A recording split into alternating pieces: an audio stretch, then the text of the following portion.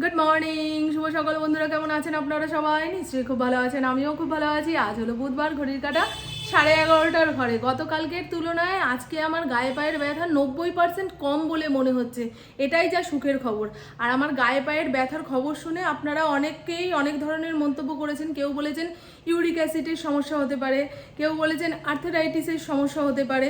এই কমেন্টগুলো দেখে একটুখানি ঘাবড়ে গেছিলাম, তবে সকালে ইন্দ্রর সঙ্গে কথা বলতে বলতে মন মেজাজ একটু হালকা হলো।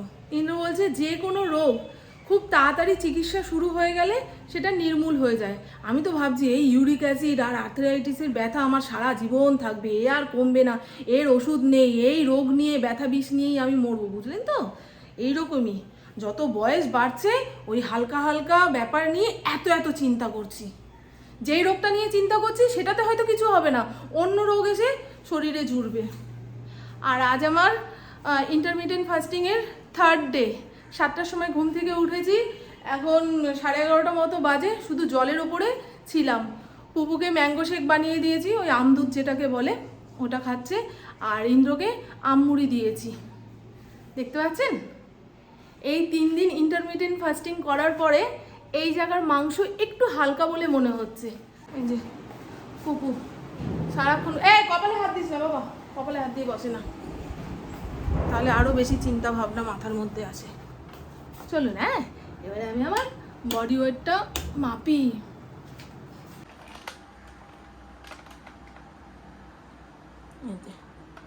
দেখতে পাচ্ছেন আজকের ওজন হচ্ছে 70.40 কেজি। কালকের তুলনায় একটু কম, ওই একটু একটু করেই বলে না, বিন্দু বিন্দু দিয়েই সিন্ধু হবে, সেই রকম। এতদিন যা পাপ তাপ করেছি সেটা নির্মূল করতে একটু সময় লাগবে। আজকে রান্না বান্না কি হবে না হবে সেই সমস্ত নিয়ে পরে ভাববো। তার আগে 1 চামচ চিয়া সিডস ভিজিয়ে রেখেছিলাম, সেটা চুমুক পেড়ে খাই। সকাল 7টা থেকে 9টা পর্যন্ত আমার যে কি ঝিমুনি লাগে, মনে হয় নড়ে চড়ে বসতে ইচ্ছা করে না। কাজকর্ম তো দূরের কথা, একটুখানি ঘুমিয়ে নিই, ভাল লাগছে না। ওই যে চা খাওয়ার অভ্যাসটা ছিল, কিন্তু ওই চিনি ছাড়া চা খেতে পারি না। দুধ চা হলে খুব ভালো হয়, বুঝলেন? সেই কারণে চাটাই বাদ দিয়ে দিয়েছি। তার বদলে যদি একটুখানি গরম জলও খেতে পারতাম ভালো হতো। দেখি, আমি অ্যামাজন থেকে একখানা গ্লাস অর্ডার দিয়েছি। সেটা আসার পরে প্রত্যেক দিন সকাল থেকে রাত পর্যন্ত অন্তত 4 গ্লাস উষ্ণ গরম জল খাওয়ার চেষ্টা করব। উষ্ণ গরম জল খেলেও আমার শরীর ভালো থাকে। আমি নিজে জানি, কিন্তু কি করলে না করলে আমার শরীর ভালো থাকবে না থাকবে জ্ঞান পাপি। মাঝে মধ্যে আলিস্যর জন্য করতে ইচ্ছা করে না, আর কখনো কখনো দূর থাকবি, মানে শরীরটাকেই পুরো বাতিল করে দিয়েছি এইরকম, বুঝছেন? আজকে এই গাঠি কচু দিয়ে তরকারি করব। বেশি দিন গাঠি কচু থাকলে ভেতরে ভেতরে গন্ধ হয়ে যায়, কালচে কালচে দাগ পড়ে যায়, জিনিস নষ্ট করে লাভ নেই। গাঠি কচু, আলু, সঙ্গে একটু মাছের ডিম, এই দিয়ে তরকারি হবে। কোথায় গেল মাছের ডিম? আছে না নেই গো? এই যে এটুকুতেই যা হওয়ার হবে। আমি ভেবেছিলাম কতটা আছে, ইন্দ্রকে তাই বললাম অনেকটা মাছের ডিম আছে। আজকে আর মাছটা জানতে যেও না, নাহলে সকাল সকাল বলেছিল একটু জ্যান্ত কাটাপোনা নিয়ে আসি। আমি না, আগেরগুলো খেয়ে শেষ করি। আর দেখুন উচ্ছের প্যাকেটটা প্লাস্টিকে ভরে কোন কোনায় রেখেছি, আজ সব নাড়াঘাটা করতে গিয়ে খোঁজ পেলাম। অর্ধেক গেছে পেকে পচে। সকালে 1 চামচ চিয়া সিডস খাওয়ার চেষ্টা করব। খেতে খুব একটা খারাপ না, ওই ড্রাগন ফলের বীজের মতো। সামনের লেবু গাছের সব লেবুগুলো পুষ্ট হয়নি, পড়ে যাচ্ছে। আমি আজকেও সকালে একটা কুড়িয়ে নিলাম। কালকে ওই বাড়ির কাকিমা 4খানা কুড়িয়ে নিয়ে গেল। মায়া লাগে না বলুন তো? বৃষ্টির জল এই ফলের গায়ে না পড়লে বোটা শক্ত হবে না তো, ঝরে যাবে, মিষ্টি হবে না। একটু দরকার, অতিরিক্ত বলছি না, অতি মানেই ক্ষতি।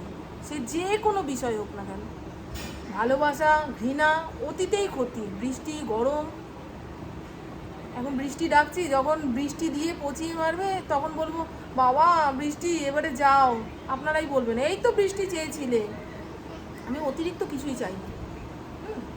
আমাকে অতিরিক্ত কেউ ভালোবাসলেও আমি সইতে পারি না।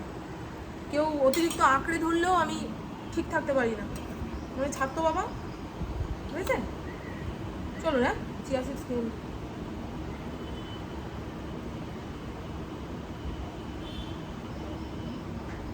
শুধু শুধু জল এত গ্লাস খাওয়া যায় না ভাই। অতিরিক্ত গরমে যখন চারিদিকে সবাই বলছে জল খান ফল খান, তখন একটুখানি মিষ্টি ছাড়া জল খেতে পারছিলাম না। আগে মিষ্টি মুখে দেবো, তারপরে জল কিনবো, এইরকম। কিন্তু এখন এই এত গ্লাস জল, মিষ্টি খাচ্ছি না জানেন, সবচেয়ে প্রিয় জিনিস মিষ্টি। সারাদিন নিজেকে কন্ট্রোল করতে পারলেও রাতে ঘুমোতে যাওয়ার আগে ফ্রিজের চারপাশে ঘোরাঘুরি করি, একটু খাই একটু খাই, আজ খাই কাল খাবো না, এই করতে গিয়েই ব্যাস আজকাল পরশু তরশু প্রত্যেক দিনই রাত্রির বেলায় মিষ্টি খাচ্ছি। তবে ইন্দ্রকে মিষ্টি আনতে না করে দিয়েছি। তোরটা 3-4 দিন হয়ে গেল ফ্রিজের মধ্যে পড়ে রয়েছে, চারিদিক দিয়ে কালচে রং ধরে গেল। আজকে না খেলে পরে গরুতেও ছোবে না। সমস্ত কিছু কেটে কুটে রেডি করি। রান্নার আগে এই কাটা বাটাটাই হচ্ছে আসল কাজ। রান্না করতে আর কতক্ষণ লাগে, তবে পাখার নিচে বসে কাটাকুটি হবে। কোথাও 1 সেকেন্ড পাখা ছাড়া বসা যাচ্ছে না, দাঁড়ানো যাচ্ছে না, রক্ত জল হয়ে ঘাম হয়ে বেরিয়ে যাচ্ছে। আপনাদের মধ্যে কারা কারা কাজকর্ম করতে করতে গান শোনেন, নাটক শোনেন, কমেন্ট করে জানাবেন। যাদের বাড়িতে কথা বলার লোক কম, আমার তো মনে হয় তারা যদি গান শুনতে শুনতে কিংবা নাটক শুনতে শুনতে কাজকর্মগুলো করে, চট করে সব কাজ হয়ে যায়। কাজটাকে আর কাজ বলে মনে হয় না। বরবটি বানানোর জন্য থোরটাকে কুচি কুচি করে কেটে লবণ দিয়ে চটকে রেখেছি, যাতে এক্সট্রা জল বেরিয়ে যায় আর তেলে দেওয়ার সঙ্গে সঙ্গে মজে যায়। কয়েকটা চেরা কাঁচা লঙ্কাও দিয়ে রেখেছি। কড়াইয়ের মধ্যে পরিমাণ মতন তেল দিয়ে 2টো গোটা শুকনো লঙ্কা, গোটা সর্ষে, ফোড়নটা একটু চড়বড় করে আসলে আগে থেকে লবণ মাখিয়ে রাখা থোরটা দিয়ে দেবো। রান্না হওয়ার শেষে যদি মনে হয় লবণ দিতে হবে তখন দেবো। এখন পরিমাণ মতন হলুদ, অল্প একটুখানি চিনি দিয়ে নাড়িয়ে চাড়িয়ে ঢাকা চাপা দিয়ে রান্না করতে হবে। পুপু 2-2:30-এর সময় পড়তে যাবে, তো সেই কারণে একটা করে সবজি কাটছি আর কড়াইয়ের মধ্যে চাপাচ্ছি। এরকম করলে তাড়াতাড়ি রান্নাটা হয়ে যাবে। যা হোক কিছু দিয়ে খেয়ে তো যেতে পারবে। এখানে ওটসটা মাইক্রোওভেনে 3 মিনিট ঘুরিয়ে নিয়েছি, তাতেই যতটুকু সেদ্ধ হওয়ার হয়ে গেছে। ঘরে ফল বলতে ছিল আম। এবারে অনেকেই বলবেন যে ডায়েট করছো অথচ আম খাচ্ছ, এতে তো ওজন বেড়ে যাবে। কিছু করার নেই বন্ধু, আর কয়দিন পরে হিমসাগর আম পাওয়া যাবে না, তখন আফসোস করে মরতে হবে। 12টা 12:30টার সময় যে ইন্টারমিটেন্ট ফাস্টিংয়ের উপোসটা ভাঙে, তখন শুধু ফল খেলেও চলে, কিন্তু শুধু ফল খেলে আমার অম্বল হয়ে যায়। সেই কারণে 2 চামচ ওটসের সঙ্গে ফল খাচ্ছি। ফলটাও পেটে গেল, অম্বলও হলো না, বুঝলেন? আমাদের শরীর কি নিতে পারবে না নিতে পারবে সে একমাত্র আমরাই বুঝি, তাই না? ওই যে ওর ওটা খেলে ভালো হয়েছে, আমাকেও খেতে হবে, ও ওটা খাচ্ছে না আমিও খাবো না, ওরকম করলে চলবে না।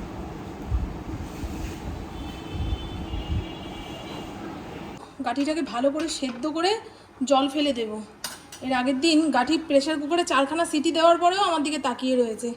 আর মাছের ডিমটাকে আদা, কাঁচা লঙ্কা, পেঁয়াজ কুচি, রসুন কুচি, বেসন দিয়ে সুন্দর করে মেখে নিয়েছি। এই দিয়ে বড়া ভেজে গাঠি কচু আলুর ঝোলে দিয়ে দেবো।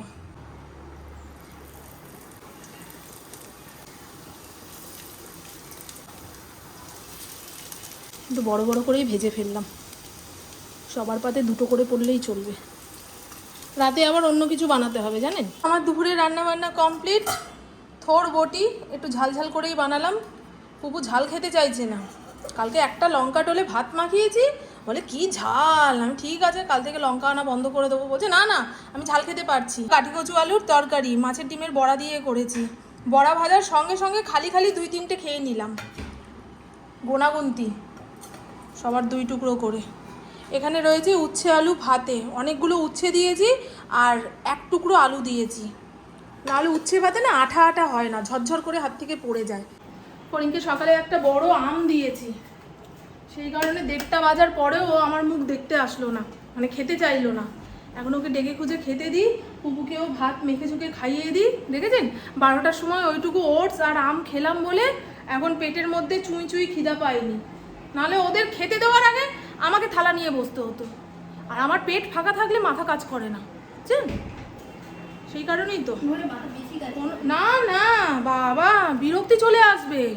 পুবুকে এইটুকু ভাত মেখে মুখে দেওয়ার বদলে এরকম থাবা থাবা দিয়ে দেবো, ও রেগে যাবে, ও না চিবালে আমি রেগে যাবো। সমস্যা আছে, মায়েদের অনেক সমস্যা থাকে। তাই সংসারে যতই কাজ থাকুক না কেন নিজের পেটের খেয়াল, নিজের শরীরের খেয়াল রেখে তারপরে এই যন্ত্র মন্ত্রদের খেয়াল রাখবেন। আজ মরলে কাল 2 দিন, বুঝলেন? কেউ নাম করবে না, আমার জায়গায় আবার নতুন কেউ চলে আসবে, তখন তার আদর যত্ন হবে। আমার দুপুরের খাওয়া ডাবু ভাতার 2 হাতা ভাত, গাঠি আলুর তরকারি, থোর বটি, উচ্ছে আলু সেদ্ধ।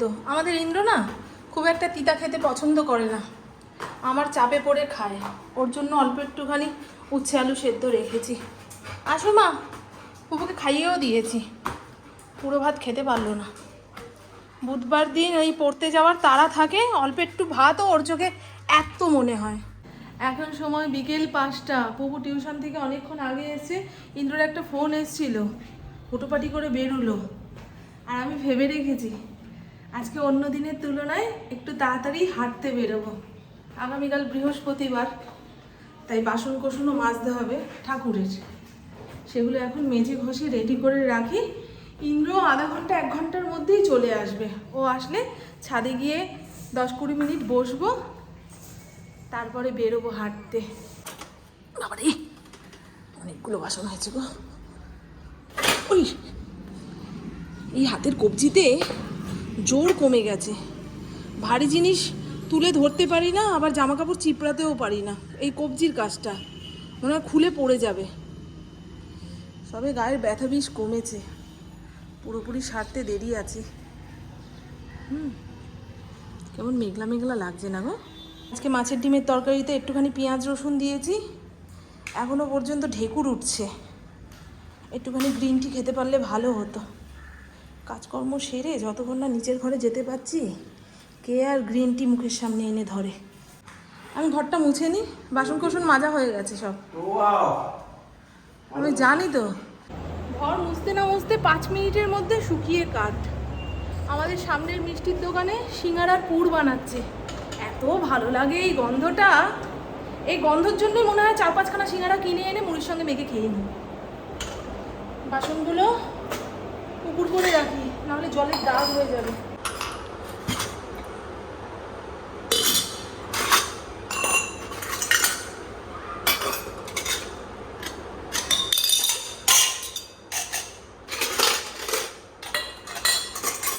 এত ঘেমে গেছি না, পাখার হাওয়াটা গায়ে লাগছে না, খুব কষ্ট হচ্ছে।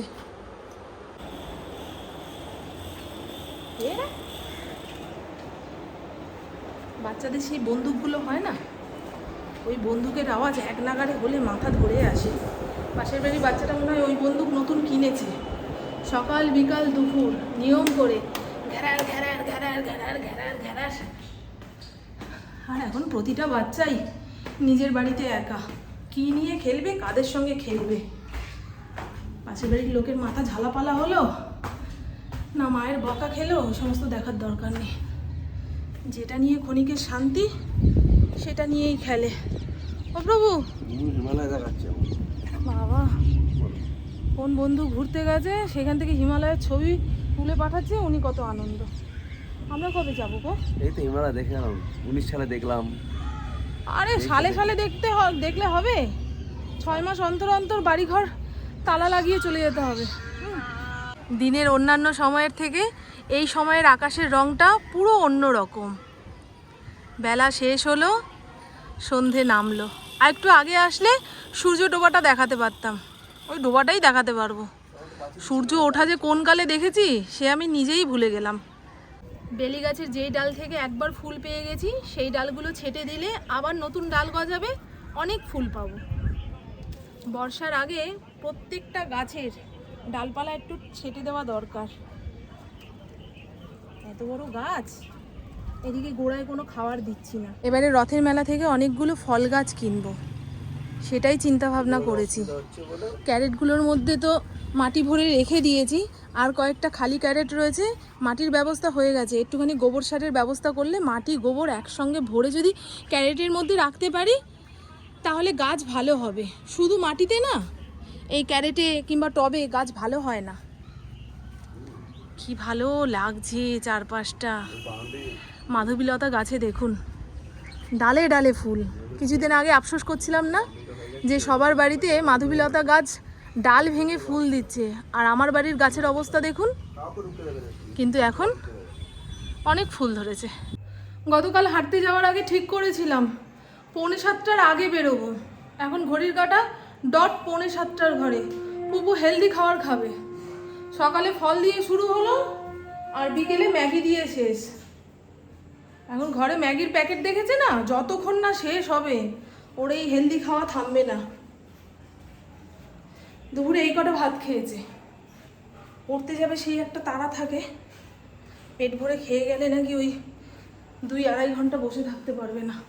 দাঁড়ান, আমার প্রভুর মুখটা ভালো করে দেখায়। প্রভু আজকে ঠাকুর পুজো দিতে দিতে বলল, পবন দেবীর সঙ্গে কথা হয়ে গেছে, আজকে বৃষ্টি হবেই। কোথায় প্রভু? তোমার কথা তো খাটলো না। আর রাত অবধি প্রভুর মনে আশা রয়েছে, মামুন আমার রথে চাপবে, মামুনকে নিয়ে ঘুরতে যাব, তাই না প্রভু? কিন্তু না বন্ধু, না। আমাকে প্রত্যেক দিন নিয়ম করে 5000 পা হাঁটতে হবে, 5000। তাহলেই তো হব চিকন চাকন। নাহলে হাতির মতো শরীর নিয়ে বাইকের পিছনে বসলে তুমি টাল খাবে। আজকে একটা নতুন রাস্তা দিয়ে হাঁটছি, বললাম না মায়ের বাড়িতে যাব। মায়ের বাড়ি যাওয়ার জন্য এটাই হলো শর্টকাট রাস্তা। আর আসার পথে সামনের ডাক্তারখানা থেকে ডাক্তারবাবুদের বসার যে সময় তালিকা, সেটার একটা কাগজ নিয়ে নিয়েছি। ইন্দ্রকে গিয়ে দেখাবো। আমাদের বাড়ির সামনে ছোট্ট একটা ঘটনা ঘটে গেছে, লোকে লোকারণ্য। আমি যখন এসছি এত লোক দেখে ভয় পেয়ে গেছি, জানো কাকি? কি আবার হলো রে বাবা? শুধু ওকে ধরাটাই তো ভুল। হ্যাঁ, আর ভুল বোঝাবুঝি হয়ে গেছে। এই দেখুন, আমার মায়ের ঘর দৌড় ঠিক এতটুকু পর্যন্ত হয়েছে। চারপাশের দেওয়াল উঠেছে, ঘর হয়ে গেছে, সিঁড়ি ঘর হয়ে গেছে। কোথায় না সিঁড়ি হয়েছে। ও যে জানলা ওইখানেই, হ্যাঁ হ্যাঁ হ্যাঁ, ওটাই। ওইদিকে খাট ঠেলে, ওইদিকে খাট চলে যাবে, এইদিকে জায়গা থাকবে, হ্যাঁ আবার কি হয়ে যাবে। হ্যাঁ হ্যাঁ, ঝড় জল বৃষ্টি থেকে তো বাঁচোয়া। না হলে বৃষ্টি হলেই আমি ওইখানে বসে বসে ভাবি আমার মায়ের ঘর মনে হয় পড়ে গেল, মা ঘর চাপা পড়ে মরলো। হাঁটুতে ব্যথা, পুরো গায়ে ব্যথা। এখন কোন কোন জায়গায় দেখাবো তোমায়? স্নান করিস রাত্রে? হ্যাঁ, রাতে তো স্নানটা করিস, স্নান না করলে আমার ঘুম আসে না, জানো? গাটা মুছে ফেলা। গা মুছলে হয়? আমি এই বাড়ি গিয়ে হুড়ুম দুড়ুম কাজকর্ম করে ঘেমে নিয়ে একাকার অবস্থা। হতে পারে গিটের ব্যথা। না না, পরশুদিন স্নান করে আমার এসে আবার ভাবি পেট গরম যদি হয়ে যায়। জানি ওই অ্যাকোয়ার রসুন আছে, ঠিক বলেছো, ওই অ্যাকোয়ার রসুন ঘরে আছে, কালকে বেটে খাবো খানে, গরম ভাত দিয়ে ঘিয়ের সঙ্গে ভেজে। হ্যাঁ খাবি, দেখবি ও গিট ব্যথা ওঠে। বেদনা দেখ, কবিরাজি ওষুধ বলছে, গিট ব্যথা গায়ে পায়ের ব্যথা কমে যাবে রসুন ভাজা খেলে। দেখবি। ঠিক আছে, দেখবো, কালকে ট্রাই করবো। ও মা, আসলাম। আরে দেখ, হ্যাঁ, নিম পাতা জল দিয়ে চান করে নিবি। ও নরম নিম পাতা কোথায় পাবো এখন?